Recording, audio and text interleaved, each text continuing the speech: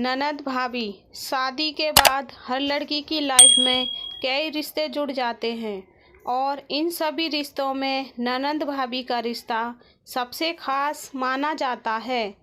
ननद भाभी के रिश्ते में ज़्यादातर किसी न किसी वजह से लड़ाई झगड़ा होता रहता है और अगर लड़ाई झगड़ा न भी हो तो इन दोनों की आपस में बहुत कम बनती है। दरअसल इसके पीछे मधुश्रावणी की एक कथा मिलती है जिसकी वजह से ननद भाभी के बीच नोक-झोंक के रिश्ते का आधार बताया जाता है। आइए जानते हैं इस कथा के बारे में।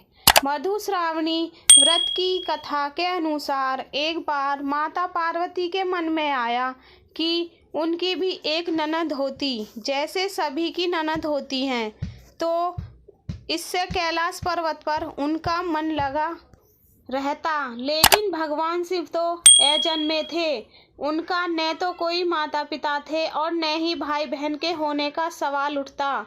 यह बात माता पार्वती अपने मन में रखकर बैठ गईं। लेकिन भगवान शिव तो अंतर्यामी थे, उन्होंने माता पार्वती के मन की बात जान ली और अनजान बनकर बार बार पूछते रहे कि आखिर तुम्हारे मन में चल क्या रहा है, अगर कोई समस्या है तो बताओ। बार बार भगवान शिव के पूछे जाने पर माता पार्वती ने कह दिया कि काश जैसे सबकी ननद होती हैं वैसे मेरी भी ननद होती तो उनके साथ हंसी मजाक करती, जिससे उनका मन भी लगा रहता। भगवान शिव ने कहा कि ननद तो तुम्हारी आ जाएगी, लेकिन क्या तुम ननद के साथ रिश्ता निभा पाओगी? कहीं अगर दोनों के बीच नहीं बनी तो क्या होगा? पार्वती जी ने कहा कि आखिर ननद से मेरी क्यों नहीं बनेगी, मैं ननद भाभी के रिश्ते को अच्छे से निभा लूंगी।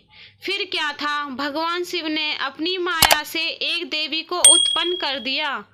भगवान शिव ने जिस देवी को उत्पन्न किया वह देखने में काफ़ी मोटी थी और उनके पैरों में बड़ी बड़ी मोटी दरारें थी। भगवान शिव ने कहा कि यह तुम्हारी ननद है और इनका नाम असावरी देवी है। पार्वती जी ने अपनी ननद को देखकर बहुत खुश हुई और झटपट से अपनी ननद असावरी देवी की सेवा करने लग गईं। असावरी देवी पहले स्नान करके आई और भोजन मांगने लगी। तभी पार्वती जी ने भोजन परोस दिया।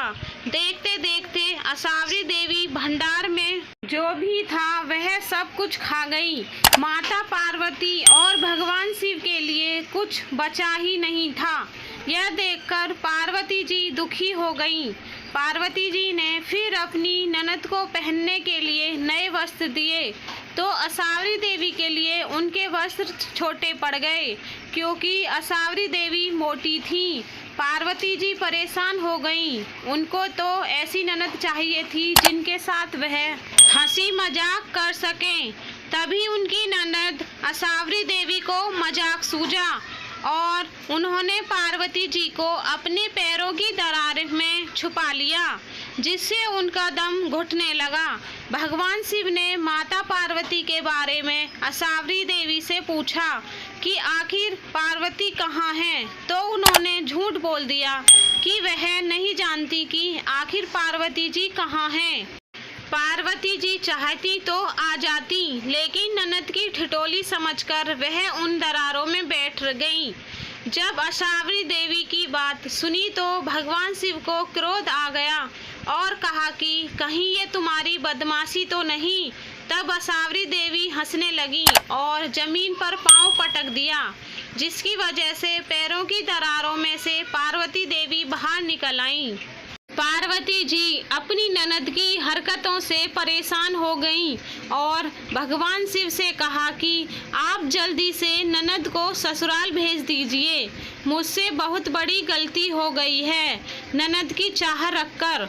भगवान शिव ने असावरी देवी को कैलाश से विदा कर दिया।